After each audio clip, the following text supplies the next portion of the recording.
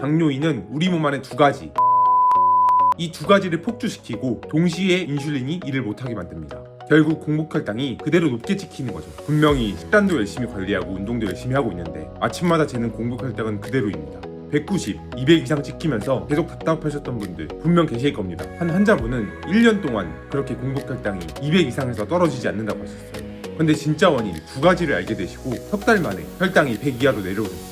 과연 무엇을 바꾸신 걸까요?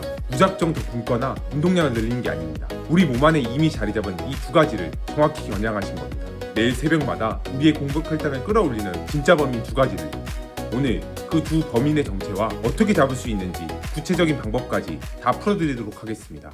우리가 자고 있는 새벽 3시에서 5시 사이 우리 몸에서는 코르티졸이라는 호르몬이 분비되기 시작합니다. 이 호르몬은 간에게 명령을 내립니다. 아침이 오고 있으니 포도당을 만들어내라고요. 이건 모든 사람에게서 자연스럽게 일어나는 현상입니다. 비당뇨인은 췌장이 인슐린을 분비해서 자동으로 혈당을 조정합니다. 그런데 당뇨인은 우리 몸 안에 두 가지, 지방간과 내장지방, 이 두 가지를 폭주시키고 동시에 인슐린이 일을 못하게 만듭니다. 결국 공복혈당이 그대로 높게 찍히는 거죠. 그 두 가지 범인을 하나하나 자세히 살펴보겠습니다. 첫 번째 범인은 지방간입니다. 간은 우리 몸의 포도당 저장고이자 발전소죠. 평소에는 인슐린의 명령에 따라서 포도당을 저장하기도 하고 필요할 때 꺼내 사용하기도 합니다. 근데 간에 지방이 끼기 시작하면, 즉 지방간이 생기기 시작하면 인슐린 저항성이 생기죠.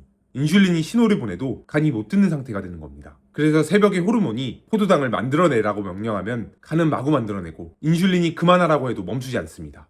나는 술도 안 마시는데 무슨 지방간이야 하시는 분들 많으실 텐데요. 한국 성인 지방간의 80% 이상은 술이 아니라 정제탄수화물, 흰밥이나 면, 빵, 떡 때문에 생긴 비알코올성 지방간입니다. 한국 식탁의 가장 큰 함정이죠. 두 번째 범인은 내장지방입니다. 내장지방은 더 직관적입니다. 거울 한번 봐보세요. 남자는 90cm, 여자는 85cm 이상이면 내장지방이 자리 잡아 있을 가능성이 매우 높습니다. 내장지방은 단순한 살이 아니죠. 우리 몸의 또 다른 포도당 저장고입니다.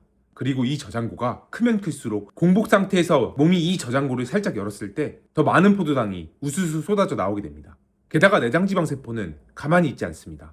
거기서 자유지방산이라는 게 분비되면서 간과 근육으로 흘러갑니다. 그러면 간과 근육에도 지방이 끼면서 인슐린 저항성을 더 키우게 되는 거죠. 정리하면 지방간이 새벽 호르몬에 과잉 반응하게 만들고 내장지방이 그 폭주에 연료를 공급하는 겁니다. 이 두 범인이 같이 일을 하면 공복혈당이 폭발하는 거죠. 그럼 이 공복혈당 어떻게 잡으면 될까요? 해결책은 단순합니다. 지방간과 내장지방을 없애는 거죠. 혈당을 낮추는 모든 해결책은 결국 이 두 가지를 줄이기 위한 수단에 불과합니다. 공복혈당을 제대로 낮추기 위해선 세 가지를 같이 가야 합니다. 첫 번째, 식탁에서 흰밥, 면, 빵, 떡 이 네 가지의 양을 평소보다 한두 스푼만 줄여보세요. 먹지 말라거나 확 줄이라는 것이 아닙니다. 한국 사람한테 밥을 완전히 끊으라는 건 비현실적인 말이잖아요. 평소 먹던 양에서 한두 숟가락만 줄이고 단백질과 채소를 채우시는 겁니다. 흰쌀밥 대신 잡곡밥이나 현미밥으로 바꾸면 더 좋습니다. 면 요리는 일주일에 두세 번 이상 넘기지 마시고요.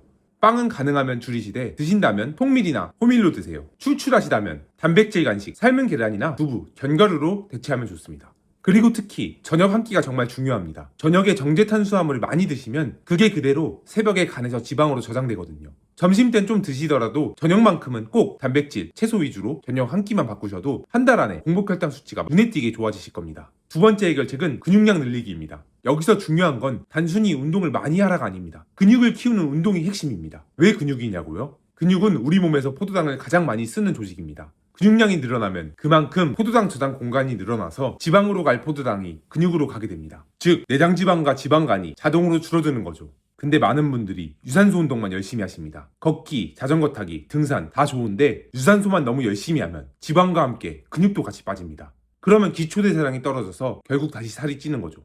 유산소와 근력 운동은 꼭 같이 하셔야 합니다. 미국 당뇨병 학회 권고는 주 150분 중강도 유산소 운동과 주 2, 3회 근력 운동이 기본입니다. 어려워 보이지만 매일 식후 산책 20분만 하셔도 유산소 운동은 충분히 채워집니다. 근력 운동은 집에서 의자 스쿼트나 푸시업, 일어서서 발 뒤꿈치 운동만 하셔도 어느 정도 근력 운동이 채워집니다. 일주일에 두세 번이면 충분합니다. 근육이 늘기 시작하면 같은 음식을 먹어도 같은 시간 자도 혈당이 덜 오르게 됩니다. 효과만 보면 운동은 약보다 더 뛰어납니다. 마지막 세 번째 해결책입니다. 충분한 수면 시간 확보입니다. 밤 11시 전엔 잠드는 거를 습관화하세요. 그리고 사람마다 다르겠지만 평균적으로 7시간 이상 자면 더 좋습니다. 수면 호르몬 멜라토닌은 밤 9시에서 10시부터 분비가 시작돼 새벽에 최고치에 다다르게 됩니다. 그래서 11시 전에 주무시면 수면 시간이 똑같더라도 더 깊은 잠을 취할 수 있게 됩니다. 11시 넘어서 자게 되면 같은 7시간을 자도 그 깊이가 달라질 수 있죠. 그런데 오늘부터 11시에 누워서 주무세요 하면 잠이 잘 안 오시잖아요. 깊은 잠을 잘 자려면 3가지를 꼭 챙기셔야 합니다. 첫째는 자기 1시간 전엔 핸드폰이나 TV를 보지 않습니다. 화면의 블루라이트가 멜라토닌 분비를 억제합니다. 두 번째는 카페인은 오후 2시까지만 섭취하세요.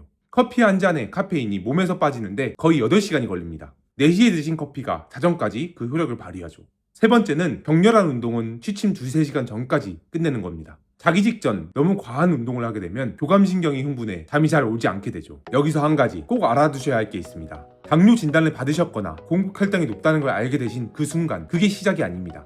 우리 몸은 진단을 받기 5에서 10년 전부터 이미 천천히 당뇨가 진행되고 있었던 겁니다. 검사에서 정상으로 나와도 우리 몸 안에서 이미 지방간과 내장지방이 조용히 쌓이고 있는 겁니다. 그러니까 오늘부터 시작하셔도 한 달 안에 공복 혈당이 갑자기 뚝 떨어지는 건 사실 기대하기 어렵습니다.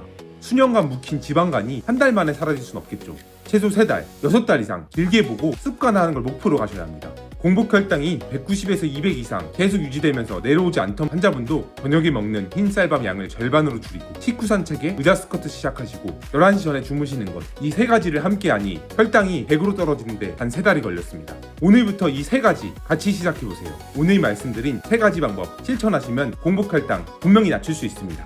긴 영상 끝까지 시청해주셔서 정말 감사합니다. 영상이 도움이 되셨다면 구독과 좋아요로 응원해주세요. 영상 제작에 큰 힘이 됩니다. 감사합니다.